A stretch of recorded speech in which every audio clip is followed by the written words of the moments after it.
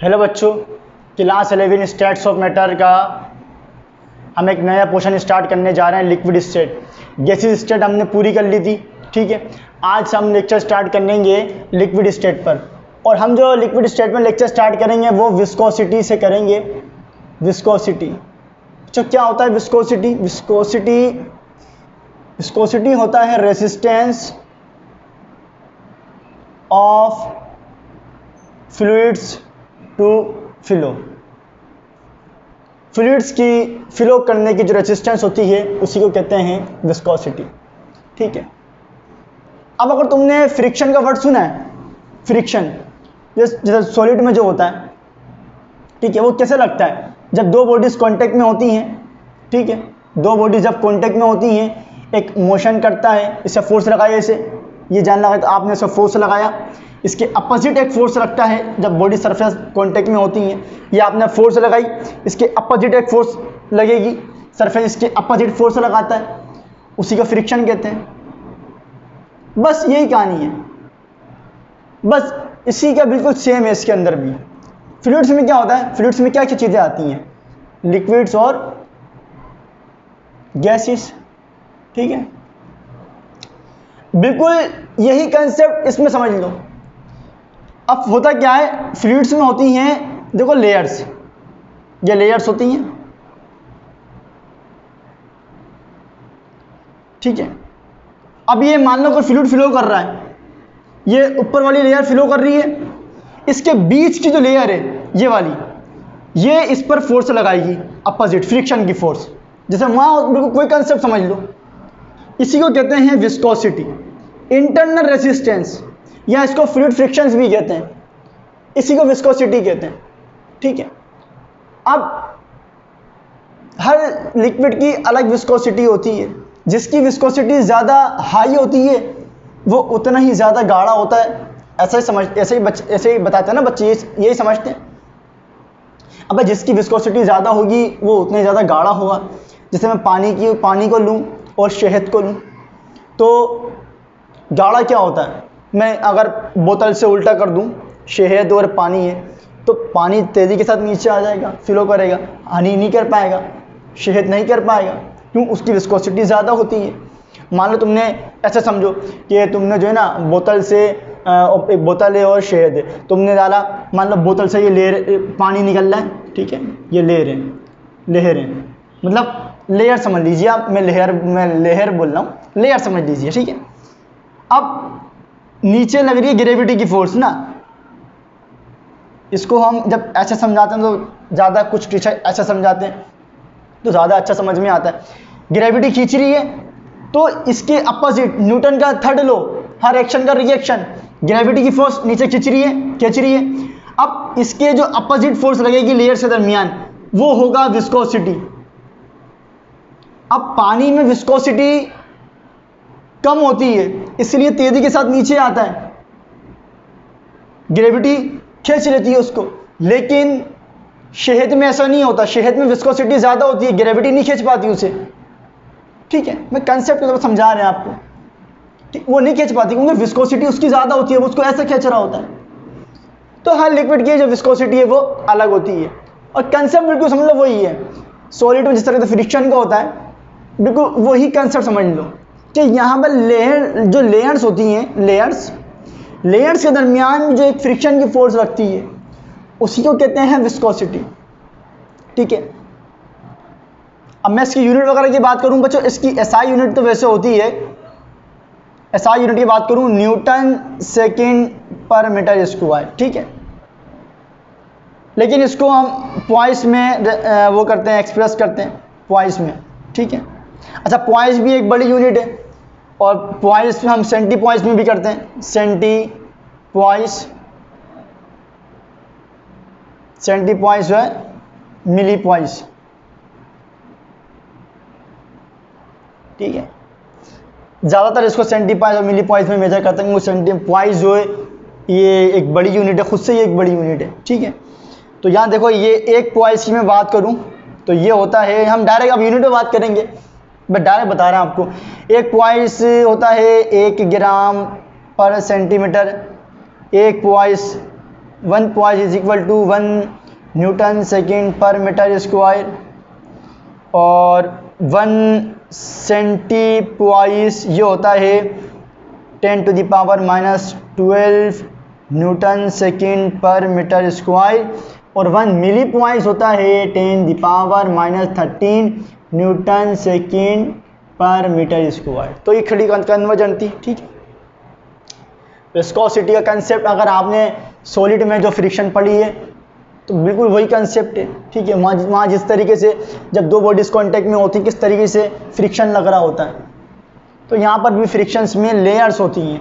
जब एक layer flow करती है तो दूसरी में इसके दरमियान उस पर एक अपोजिट फोर्स लगाती है, उसी को कहते हैं विस्कोसिटी। अब हर फ्लूइड में, हर लिक्विड में हर किसी की अपनी विस्कोसिटी होती है, ठीक है। अब कैसे पता लगाते हैं, क्या फैक्टर्स हैं, किन पर पता लगे, कैसे पता लगेगा किसकी विस्कोसिटी ज़्यादा है, तो उससे कुछ फैक्टर से बात करेंगे। इसे पोस्ट करके कॉपी करो, पोस्ट करके कॉपी कर लें। चलो इसके फैक्टर्स की बात करेंगे कि किस फैक्टर्स पर डिपेंड करती है। देखो बच्चों,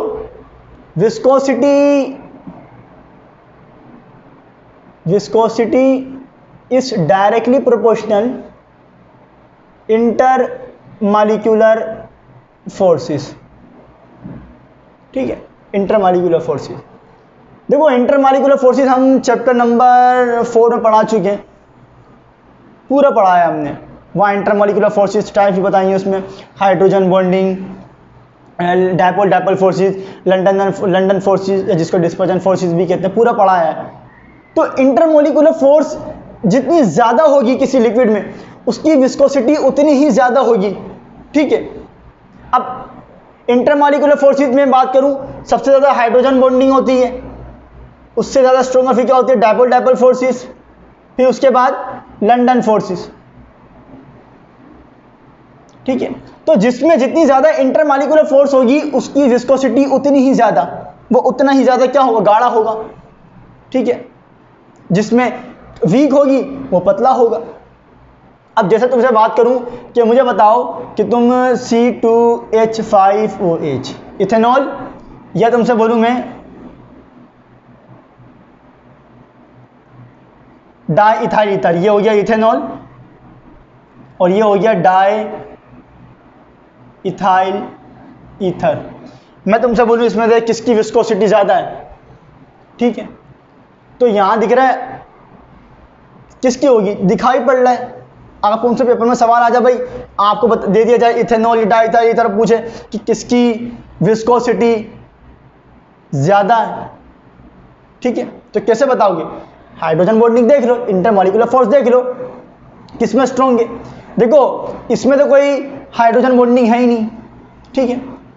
इसमें हाइड्रोजन बॉन्डिंग है, बिल्कुल है, इसमें तो है नहीं ना इंटरमॉलिक्यूलर फोर्स। देखो इसमें इंटरमॉलिक्यूलर फोर्सेस में सबसे ज़्यादा स्ट्रॉन्ग कौन सी होती है, हाइड्रोजन बॉन्डिंग। अब इसमें तो हाइड्रोजन बॉन्डिंग है ही नहीं, इसमें हाइड्रोजन बॉन्डिंग है, सबसे स्ट्रॉन्ग किसमें है, इथेनॉल में, हाइड्रोजन बॉन्डिंग होने की वजह से। तो ये ज़्यादा विस्कस होगा, ज़्यादा गाढ़ा होगा, वो पतला होगा क्योंकि हाइड्रोजन बॉन्डिंग नहीं है। इंटरमॉलिक्यूलर फोर्स जितनी ज़्यादा स्ट्रॉन्ग उतनी ज़्यादा विस्कोसिटी, ठीक है। अब अगर तुमसे मैं ये बोलूँ, इसमें कंपेरिजन में बात करूँ C2H5 और इथेनॉल की बात करूँ और अब मैं वाटर की बात कर दूँ, तो अब इनकी कंपेरिजन में बताओ। अब इनकी कंपेरिजन में अपने पास जो वाटर है ये क्या होगा, विस्कस होगा।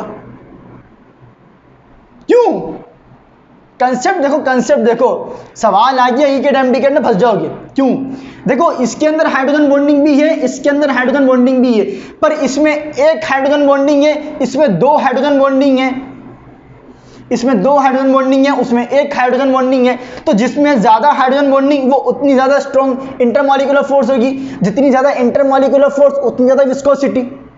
तो पहला फैक्टर जस्ट समझ में आ गया होगा, अगर तुमने कोई भी उठा कर दे दे तो सीधा उसमें देख लो कि पहला फैक्टर देख लो कि इंटरमॉलिक्यूलर फोर्स किस में ज़्यादा स्ट्रॉन्ग है, जिसमें स्ट्रॉन्ग उसमें विस्कोसिटी ज़्यादा हाई, ठीक है।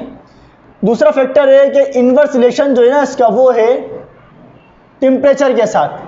देखो एक बात बताओ, जब तुम टेम्परेचर बढ़ाओगे, टेम्परेचर बढ़ाने से क्या होगा, इंटरमॉलिक्यूलर फोर्सेस उसकी वीक होगी, कमज़ोर पड़ेगी, काइनेटिक एनर्जी बढ़ती है टेम्परेचर बढ़ाने से। भाई टेम्परेचर बढ़ाओगे काइनेटिक एनर्जी बढ़ेगी, जब काइनेटिक एनर्जी बढ़ेगी तो इंटरमॉलिक्यूलर फोर्सेस कम होगी नहीं होगी? भाई टेम्परेचर बढ़ा लो, इंटरमॉलिक्यूलर फोर्सेस वीक हो रही है, मॉलिक्यूल दूर दूर भागेगा, काइनेटिक एनर्जी बढ़ेगी तो विस्कोसिटी भी क्या होगी? कम हो जाएगी। वरना कभी ये तुमने शीरे को देखो, शीरा बनाओ और उसको फ्रिज में रख दो, ठंडा हो जाए, उसको पहले तुम बोतल से निकालो, देखो टाइम लगाएगा फ्लो करने में, देर लगाएगा। जब तुम उसको गर्म करोगे तो बड़ी स्पीड के साथ फ्लो होगा, क्योंकि काइनेटिक एनर्जी ज़्यादा हो जाती है। क्योंकि इंटरमॉलिक्यूलर फोर्सेस तुम खुद देखो, जो टेम्परेचर के बढ़ाने से intermolecular forces, just concept temperature के बढ़ाने से टेम्परेचर बढ़ेगा तो इंटरमॉलिक्यूलर फोर्सेस क्या होगी? इंटरमॉलिक्यूलर फोर्सेस कम होगी। इंटरमॉलिक्यूलर फोर्सेस कम तो विस्कोसिटी भी क्या होगी? कम। डायरेक्ट रिलेशन है। टेम्परेचर बढ़ाया तो विस्कोसिटी कम। क्यों कम? क्योंकि इंटरमॉलिक्यूलर फोर्सेस भी क्या होगी? कम हो जाएगी। ठीक है। तीसरा क्या? Size of molecules. Size of molecule पर डिपेंड करती है। ठीक है। जैसे कि मैं ऑयल की बात करूं, ऑयल का साइज क्या? ऑयल का मॉलिक्यूलर साइज बड़ा होता है, वाटर का मॉलिक्यूलर साइज छोटा होता है। साइज ऑफ मॉलिक्यूल, यार एक बात कंसेप्ट खुद समझने वाली है। साइज ऑफ मॉलिक्यूल, देखो जितना ज़्यादा किसी चीज़ का जितना बड़ा साइज होता है उसमें फ्रिक्शन उतनी ज़्यादा होती है। देखो मैं अगर मार्कर की बात करूं, मार्कर की बात, ठीक है, मार्कर और उंगली में मैं अपने बोलूं, फ्रिक्शन देखो सरफेस एरिया कम है, साइज छोटा है तो फ्रिक्शन भी क्या होगी? कम। लेकिन अगर मैं अपने हाथ को बोर्ड पे लेकर आता हूं तो देखो साइज बढ़ी है तो फ्रिक्शन भी क्या होगी? अब फ्रिक्शन भी क्या होगी? बढ़ जाएगी। तो जब साइज बढ़ता है तो फ्रिक्शन भी बढ़ती है कि नहीं? तुम साइकिल को धक्का लगा लेते हो, ठीक है, लेकिन कार को धक्का नहीं, कार को धक्का लगाने में क्या लगता है अपने को? कार को धक्का लगाते हैं ज़्यादा फ्रिक्शन होती है उसमें, ठीक है, क्योंकि उसका साइज बड़ा होता है। तो जिसका साइज बड़ा होगा जितना, उसकी फ्रिक्शन उतनी ही ज़्यादा होगी। तो मॉलिक्यूलर साइज जितना बड़ा होगा उसकी विस्कोसिटी भी क्या होगी? क्योंकि देखो वो सरफेस, साइज बड़ा होगा तो ज़्यादा सरफेस एरिया कॉन्टेक्ट में आएगा। अभी साइज छोटा है तो कम सरफेस एरिया कॉन्टेक्ट में आ रहा है। साइज बड़ा हो गया तो अब सरफेस एरिया ज़्यादा कॉन्टेक्ट में आएगा। तो जब सरफेस एरिया ज़्यादा कॉन्टेक्ट में आएगा तो फिर क्या होगा? फ्रिक्शन ज़्यादा होगी। फ्रिक्शन ज़्यादा तो मतलब विस्कोसिटी ज़्यादा, वो उतने ज़्यादा क्या होगा? गाढ़ा होगा। ठीक है। तो ये हमारे पास फैक्टर्स थे इसके। विस्कोसिटी किन चीज़ों पर डिपेंड करता है? Intermolecular force, temperature, size of molecule, shape पर भी डिपेंड करता है, बस पर हम उस पर भी बात नहीं कर रहे। तो पेपर में अगर सवाल आ जाए, कोई भी तुम्हें दे दे, इथेनॉल दे दे, डाइथाइल ईथर दे दे या वाटर दे दे, पूछे किसकी विस्कोसिटी ज़्यादा है, तो अभी मैं अगर बात करूं तो वाटर की सबसे ज़्यादा, फिर उसके बाद इथेनॉल, फिर उसके बाद डाइथाइल ईथर। तो थोड़ा कंसेप्ट इस्तेमाल करो, कंसेप्ट पे जाओ। Viscosity direct related intermolecular force, जितनी ज़्यादा इंटरमॉलिक्यूलर फोर्स उतनी ज़्यादा विस्कोसिटी।